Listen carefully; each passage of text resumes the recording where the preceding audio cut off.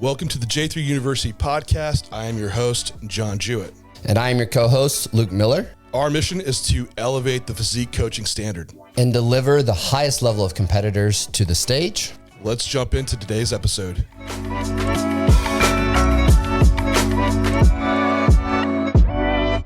Cold water therapy sucks for muscle gain. The people are angry. Oh, goodness. So this topic for the day, but Luke, where do we live?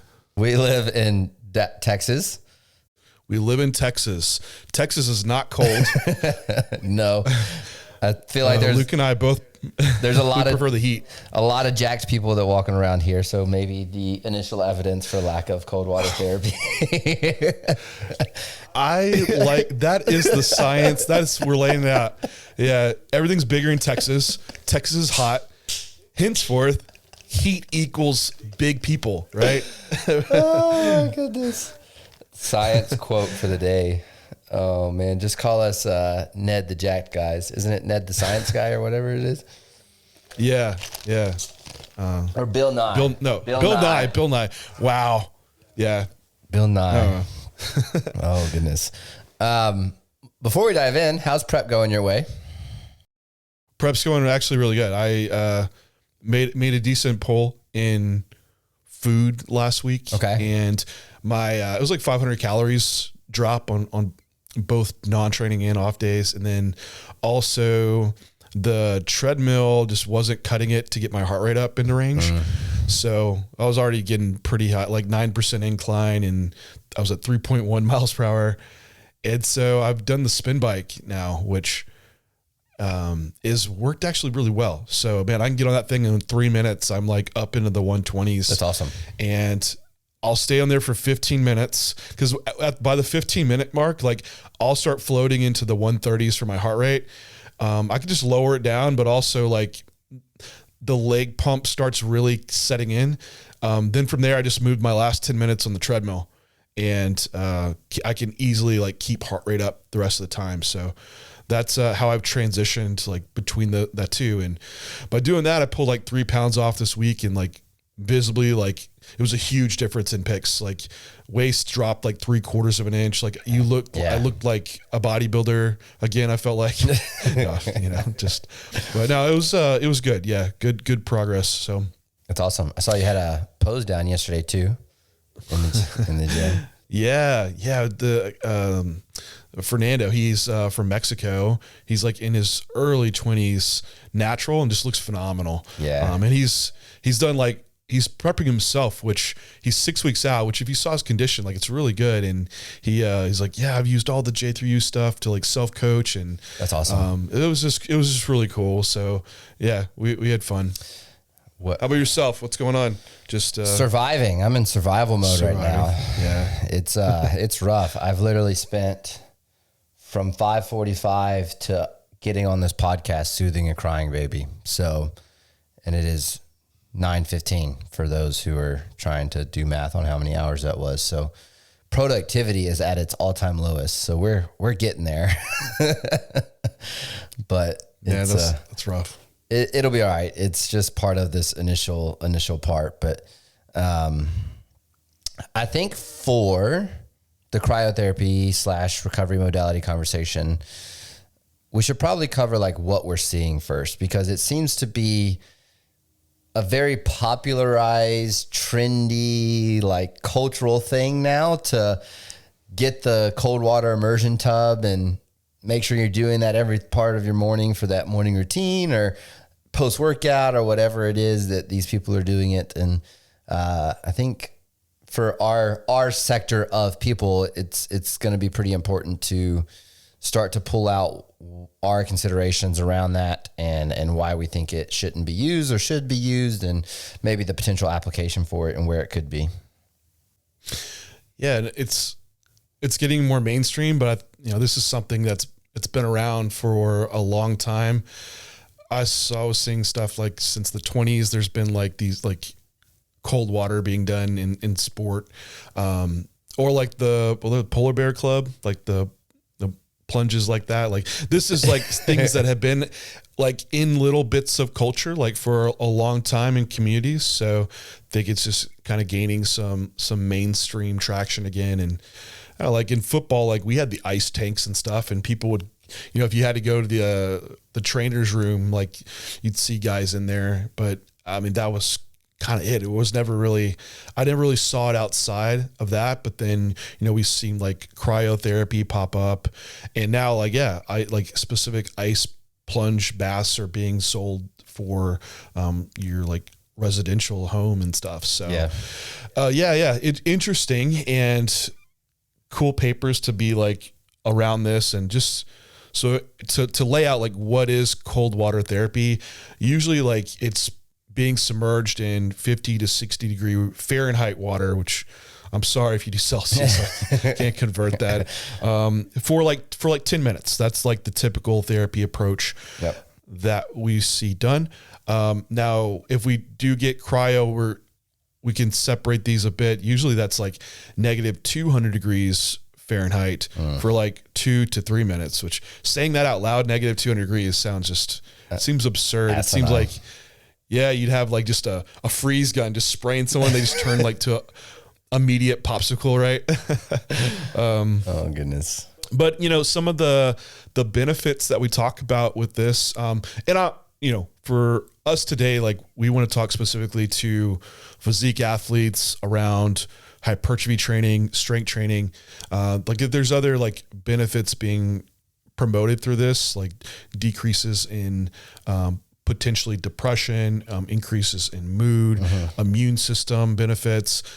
Some people have brought up metabolism benefits, but overall, I would say a lot of that evidence is earlier on in smaller studies, but nonetheless, that's not our main focus for like what Luke and I in our current lives, what would be, the focus for using a modality like this. And for the benefits around training, you see like, decreased fatigue perception. So we ask like, hey, it's going to improve your recovery. Like, what does that actually mean? Because recovery, does that mean also you're going to get more hypertrophy gains, right? Or more strength gains. And so a lot of these studies, when we're seeing improvements in recovery, it's usually through like, hey, someone's perception of their fatigue is reducing. There's also a reduction in muscle soreness. And inflammatory factors are reduced as well. That's usually, they measure these things in the study. Post-training, you have this increase in the inflammatory response and these release, one being like, a C-reactive protein or interleukin 6. There's also reductions in creatine kinase, which is an indice for muscle breakdown. And the big one that we really see for recovery, and it's a pretty good standard, is after you have a training bout, you have a reduction in your ability to have a muscle contraction at a certain velocity. So what they usually do is measure contraction velocity. And once you get back to your baseline, this would indicate, hey, you have muscle recovery occurring. So this is one other thing that could say, hey, ice baths improve return to initial contraction velocity time. And then also you have these things called nociceptors in the muscle, which can have it can lower nociceptor activity, which causes a reduction in pain sensation. So these are some of the benefits around ice baths in training. So you're able to kind of get back into this state to have optimal muscle contractions and also reduce this perception of soreness that you could be having. Yeah, and it all sounds like the magical wand in the recovery metrics or the recovery modalities sector, but we also have to like take a step back and be like, okay, if these are all the benefits, none of those benefits brought up an improvement in hypertrophy. And there's actually a reason why for that. And some of the papers we pulled kind of start to go into what looks like a potential detriment for hypertrophy because of that reduction in the inflammatory response. And we pulled papers that were different papers, but similar. So I'm just going to go over the one that you pulled. The Roberts 15 one was 12 weeks of training with 2 groups, training 2 times per week. And the one using the cold water immersion therapy led to lower quad volume increases compared to the non-ice group. That was a 2015 paper. And I think this is where we need to look at, because my paper has a similar comparison. The paper that I pulled was twice a week training for 3 months. And it was a comparison of cold water immersion to active recovery modalities. And we saw decreases within that cold water immersion group as well compared to the active recovery. And if we're seeing this trend, I think this starts to ask the question, what is the benefit of cold water immersion, and is it specific to our culture? Because at the end of the day, we're trying to put the best physique athletes on stage, and we need to look at the comparison of these modalities specific to hypertrophy, because that's the only adaptation that is actually getting measured on stage. They're not asking you what your squat is when you're on stage. They're not comparing your squat performance on stage relative to anybody else. Our sport, specifically within bodybuilding, has to be within the comparison of chasing that specific adaptation. Now, we'll kind of bring up later in the conversation the potential for crossing that modality into other sports and or other endeavors. But I think that kind of starts to lay the framework of the direction that this cold water immersion or cold therapy is going to head for our sector, at least. Yeah. And you know, people say big deal, 2 papers, but you have to go off the evidence you have. And it's not just 2 papers. Actually, there was another study by Yamana in 2015, probably saying it wrong, looking at, they're training the wrist flexors, right? And one using cold water therapy, and the one that wasn't using cold water therapy had significantly more growth in their wrist flexors. Another study by Fife having a similar outcome. I think that was looking at also leg size increase. So, I mean, we have 4 studies that have direct application to following people over time using this modality and showing less muscle growth. And so it's not like sometimes people are pulling like mechanistic studies around just, hey, this pathway's influence and that might have detriment, but these are actual studies in humans following them over a training course. And these aren't long studies either. They're, 12 weeks, 6 weeks, and showing that in most of these studies, it's caused a large reduction in muscle growth. So over even a longer time, what would that mean? And, when I was bringing these up, because I posted this on Instagram, and man, they were angry, right? Usually if you probably were like, hey, I have a wellness clinic, or I sell plunge, therapy buckets, and I'm pissed. So, but in these studies, like how they're implemented is usually immediately after training. Yeah. Like that Roberts paper, they were using it twice a week, which I've seen guys that actually do ice bath twice per week. And so you'd say, well, yeah, that's just right after your workout. So that doesn't apply to like how I'm using, like, understood. Like, we don't have studies yet that compare like using the same protocol, like 12 hours after you train or 24 hours after you train. But since that research isn't there, we can't say like it doesn't matter now, because it's kind of a question mark around it. And if you looked at, just how long after, because some of this mechanistically, you have a decrease in protein synthesis when you're using an ice bath immediately post-training. So after training, you have this immediate rise in protein synthesis. So my question would be, well, how long does that occur for after you work out? And protein synthesis can be elevated for up to 24 hours post-training. And actually, it starts to almost even have a slower decline up to the 36-hour mark. So to say like, hey, I'm going to have a training and okay, I can't do ice bath immediately post-workout, I'll just do it on my rest day. Well, you might still be influencing your training adaptations from that session, even doing it on your rest day. But again, we don't have the studies say like, hey, cold water therapy on your off days, what does that do? And that was just part of the critiques, but also like, hey, another part of being devil's advocate of what that might look like as well if we actually had those studies around. And to keep in mind, like with research too, like they're testing to try to really create an outcome to occur, because we don't want to just have like, yeah, we'll use it like once a week, then we say like, oh yeah, it didn't matter if we used it once a week. We really want to see like how, if you went to the extreme, right, using it after every session, what does that look like, and to really have a robust response. And I know that might not apply to you, but that's how we actually can do things in research to bring about that effect.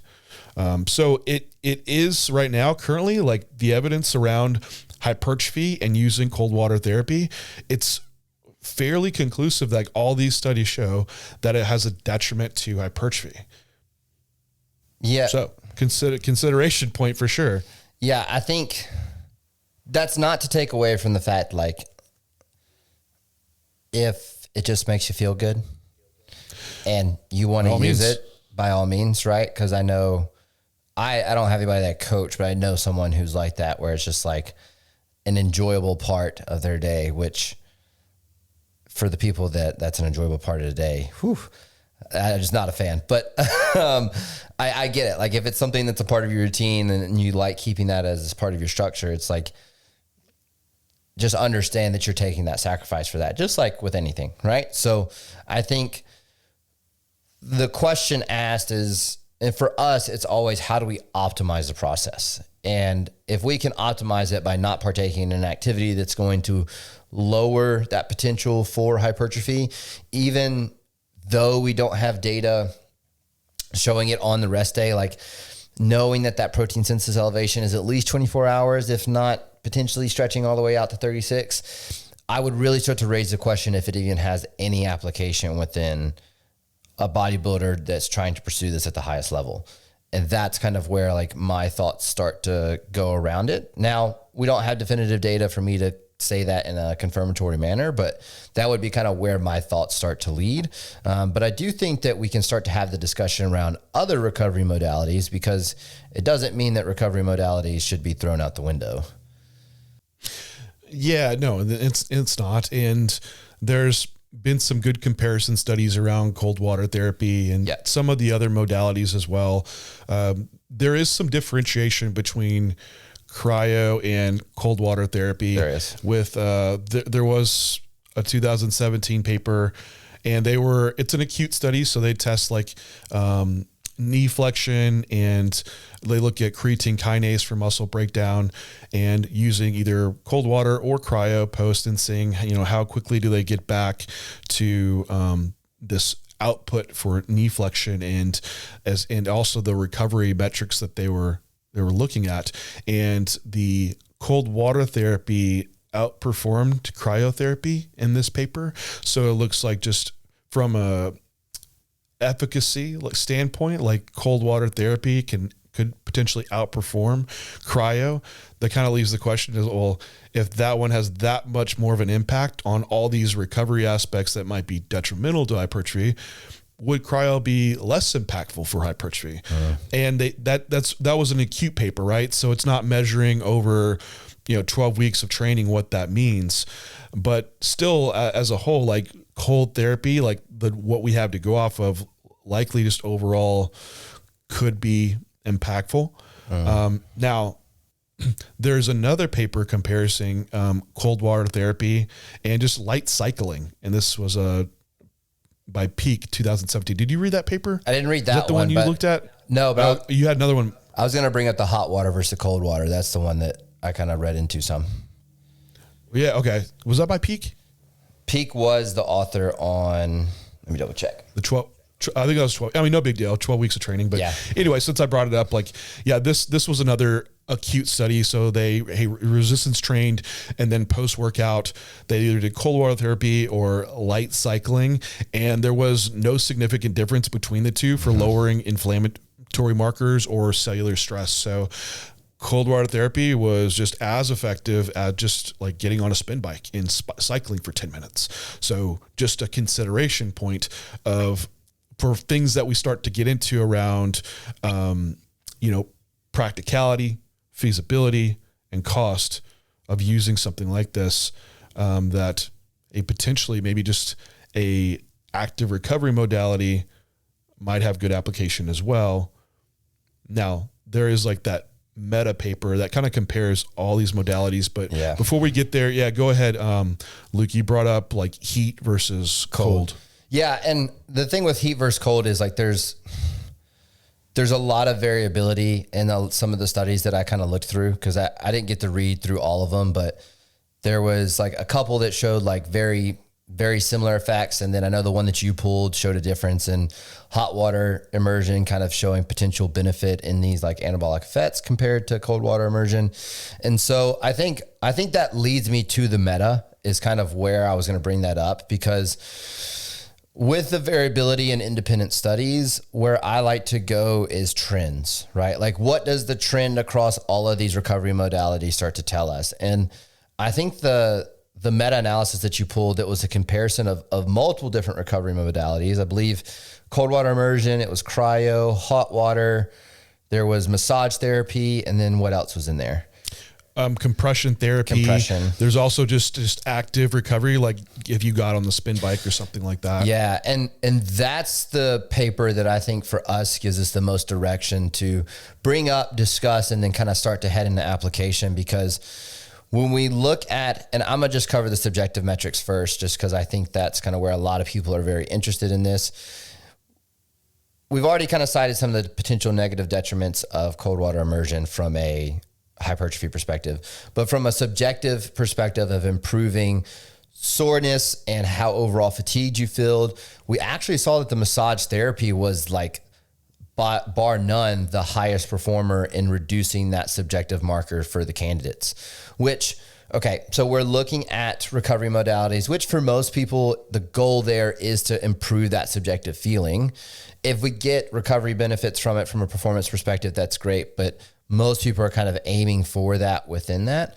And we saw that outshine all of the other modalities in comparison, with cold water immersion obviously lowering inflammatory markers in that paper, but not being as effective at reducing fatigue and or feelings of soreness as the massage. This is kind of where it's going to start to point us in a direction of what is the overall end goal of recovery modalities. And it's going to be performance benefit for one, but it's also going to be subjectively how you feel, so that psychologically you're going into the gym ready to perform. Because I think managing the psychological environment from a coaching perspective is probably the most impactful in getting the most out of the athlete. So we should start to push people in the direction of managing that well. Now, we should bring up performance and all these other things. That is a very integral portion of this. But from a coaching perspective, I'm always looking to manage the client in the best way that I possibly can. And that paper for me is the most interesting as we start to get into application, because it starts to push you in the direction of where you could potentially make suggestions to the clients you work with. Yeah. And like, so that paper was looking at soreness and, perception of fatigue. And another ones that were like pretty high were also like the compression garment. Mm-hmm. Yep. Had like some good application, which I've had some clients actually get like the actual compression pants that they used in these studies. Yeah. And for like when you're having someone that's doing like 2-a-day cardio sessions and legs feel really heavy, like you could have application of like wearing something like that, or even just doing like the compression leggings. Active recovery was good for muscle soreness, but it didn't show the benefit for the perception of fatigue, probably because you're actually having to do an exercise again. However, muscle soreness like was reduced around that. So, this is gets into like, hey, these are some modalities and potentially might not have detriment on hypertrophy, but it's also not robust around studying around them, because if we think about what is it about the cold water therapy? Is it the cold itself? And all these therapies, one thing they kind of have in common is this tried to like remove or increase blood flow. So like compression therapy or massage, like you're pushing into a muscle and that changes perfusion of blood flow, or cold water therapy, it reduces blood, and then heat increasing blood flow. Like they all kind of share that same characteristic. When I was looking through more of the heat papers, it seemed a bit inconclusive as far as like some studies show benefits, some studies didn't show benefits. It wasn't as clear about hypertrophy though. So the heat one still, like, it's just all of them don't seem like they have like a robust benefit for what could bring out. But like you mentioned, like the massage and potentially might have the greatest benefit, especially from the psychological aspect and the relaxation aspect. Cause we get into like, what are your big ticket items for managing recovery?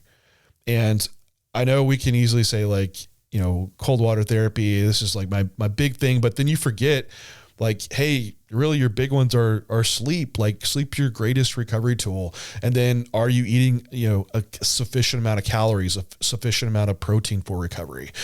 And then it gets into also stress management, like your lifestyle. Are you managing stress and being able to get into relaxed states? And I think that's where we see like some of these benefits outside of the direct actions that they have on maybe, reducing inflammatory markers or whatever, is the mental component around it, like actually having relaxation occur. And that's huge. Like I have clients that have, either they're shift workers or they work stressful jobs, and man, the progress in those individuals, it's really tough because I have to make such reductions in training volume based on their recovery capacity. So if we're able to raise the ceiling up for that recovery capacity, they can train more and potentially that could lead to more growth. So yeah, those are like your main components to really pull on. So, don't think that like one of these therapies is going to be the game changer, like cold water therapy being the game changer for you for recovery. It's really your big ticket items to go through. So, Luke and I present this to just not try to be emotionally attached to things, because I think that's what people are. Either you've recommended cold water therapy, or you've done it yourself, and some people might feel like foolish, like, oh man, I'm going to look silly that I was using this. It's not great for muscle growth, and you try to defend it. Just be always open to changing your opinion and not box yourself into something, because that's what we really need to do with trying to be like, if you're being an evidence-based practitioner, that you're open. You don't have a dog in the fight. You just want to do what's going to be best for your goal. And that's kind of how I've kept that mindset. And I've had things that I've done in the past and I've had to change my mind on because more evidence came out, or I just was naive and learned more, right? Oh goodness. I think my take on this too is not to kind of cross our sectors either, because I do see that there's application within performance-based endeavors, like needing to get someone back to contractile velocity for these more strength-based sports and or performance-based sports, which is pretty much every other sport other than ours. Yeah. Because the acute studies on strength performance are really good. Like you could do, I think of like, I don't know, a strongman or CrossFit, right? Like if you have like this long day event or sessions, or even 2 days, you could do an ice bath. Yeah. Get back into having like that performance benefit and have to, train again or perform again, or same with an athlete. Like that has application to those individuals and around strength sports. Now for strength though, what you see in the longer term studies is that there is less strength progress than if you weren't using cold water. And what I pulled away was that a lot of that could be from part of the attenuation from muscle growth. So it looks initially like nervous system wise, that type of strength progress isn't impeded. But if you're also having reductions in muscle gain, then that could be more of the detriment for the long-term strength athlete. But acute wise, I think that's where you would have the application. But again, I'm not a strength athlete. My main focus has been bodybuilding. So that's where a lot of my thoughts still lie around, like what we're trying to tell you and recommend to you. Yeah, for sure. I think when we start like coaching athletes, it's important to have the discussion around the conversation you actually have with the athlete and presenting your logic to them, because I do find there are people that are emotionally attached to certain recovery modalities, and it's just because it's something that they've done for a long time and they just want to continue doing it. And your role as a coach is to get them to the best version of themselves as you can. And if you truly believe that, like based off this conversation, cold water immersion is impacting that athlete's ability to improve, it is your job to bring that up and have a conversation with them on, hey, I do think this is holding you back from your best version of yourself over the long term. And then you can just present those papers and that data and have that conversation of, look, this is an objective conversation of how do I get you to be the best athlete? And this is where we start to potentially be able to use the meta to show other modalities that could be used. And so we're proposing solutions to the removal of anything that may be detrimenting the client's process. You know, I had some other people reach out to me that were using cold water, and they were like, hey, these subjects, they weren't on steroids, right? Like, well, no, they weren't. So that means it won't matter or apply to like someone using PEDs. And yeah, I mean, you can override a lot of crappy things with PEDs, right? Poor training, poor nutrition, it can mask a lot of things. So the best studies, that why I even look at studies, is because they control for those things. So when you have just the really big guy, he's like, yeah, I do cold water therapy, I'm fucking huge. It's like, well, okay, is that really valid or not? So that's why we have studies to actually look at. If I had a study in natural bodybuilders that showed two different training programs, and one training program caused like no muscle growth, and then you'd say like, well, hell yeah, I don't want to do that training program, give me the other one.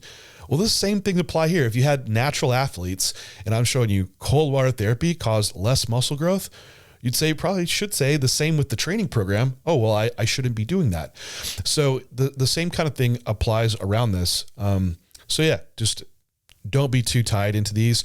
But I think if you have someone that's using cold water therapy, it's more coming up with like the happy medium, right? Like the extreme is like using it every day. Don't need to use it every day. Let's use it maybe the times when you have maybe a really hard training session where you just got completely annihilated and you stepped over too far. Or let's use cold water therapy. I see an application of like doing it on your deload weeks. I was about to bring that up. Right. Oh yeah. Beat you to it. Yeah, because on a deload week, the focus is recovery, and we're really not trying to drive a stimulus that causes muscle growth necessarily. So that would have its good application. Maybe, hey, on deloads, we're going to do ice baths like whatever twice during this week. Someone can still do them and enjoy that. But on during your training weeks, we could use some of the other modalities that would be less likely to cause that impedance to occur. Yep. I do believe in the Texas heat therapy though. That's still high up the list for me. Which one? The Texas heat therapy, the live. Oh yeah. Yeah. Just walk out on the Texas street in the hot summer day. I think a lot of these too, it's for a lot of people, we're not going to have ice baths at home. And so you have to make some other like consideration points, right? Like, for what I would be picking, it wouldn't be detrimental in some way to my goal. Like that would be number one. So if your goal is maximizing muscle growth, you might not be picking cold water therapy, but there might be other modalities that you can pick, or you might not care about being the most muscular as possible and you want the other benefits from cold water therapy. By all means, do it. Like there are other benefits to be brought about by that. Also, it needs to be practical in some way, because we're not all going to have ice baths, right? Or we all don't have the ability to drive over to an ice place that has an ice bath like every week. So I would say not time consuming is a big one for myself, because we have like one of these wellness clinics here that has all types of modalities. But man, it's like if I went over there, it's like an hour and a half of my driving like a day, which the stress of driving in traffic is outweighing the stress relief from using cold water therapy. And then the cost around it too needs to be considered. To go to, like, I saw the cryo place that's right next to me by my house. They're like, $35 for a cryo session if you go on Tuesdays. I think it's Cryo Tuesday or something. That could be a lot for some people. For what benefit are you gaining? So just to weigh those in. But so with cold water therapy, the other therapy sessions might have application. Doing a hot bath soak at home, that's pretty practical.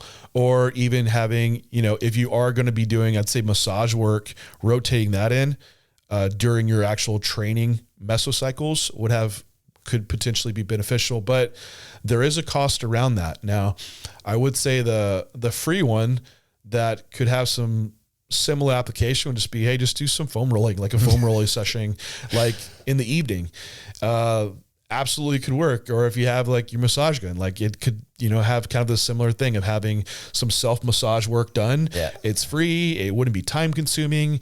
It's, feasible and logistically able to do. That could have its application. So I think, hey, you have a arsenal of tools for recovery. Don't get tied down to one. Just see how to implement them within what your goal is that you are chasing after. Yeah. I think that covers it. I mean, I don't think any further conversation brings more consistency to the table in that, look, we have this evidence that potentially, some of these modalities can impact hypertrophy. Take these considerations about what's practical and what doesn't detriment your goal set and what you're able to do consistently and what actually shows improvements for you, and execute on that within the game plan that you set out for yourself, and then just gauge progress from there. And that'd be kind of how like that scientific approach or scientific method approach would work for me. And that's how I would go about it is, like, for example, for myself within my process when I was pursuing bodybuilding, going to get chiro work done through Graston therapy and adjustments was kind of the one modality for me that made the biggest impact. And didn't need to be that frequent. It was like once every 12 weeks, tried to do it around my deload times, and it worked out really well. And that was just kind of, as I went through all the modalities, the one that I found most impactful for me. So it is something that you take through your personal process once you hear this data and kind of figure out what's best for you as well. Yeah, I think that wraps it up. So, hey, appreciate everybody tuning in. Any questions, comments, leave them below, and we will talk to you all next time.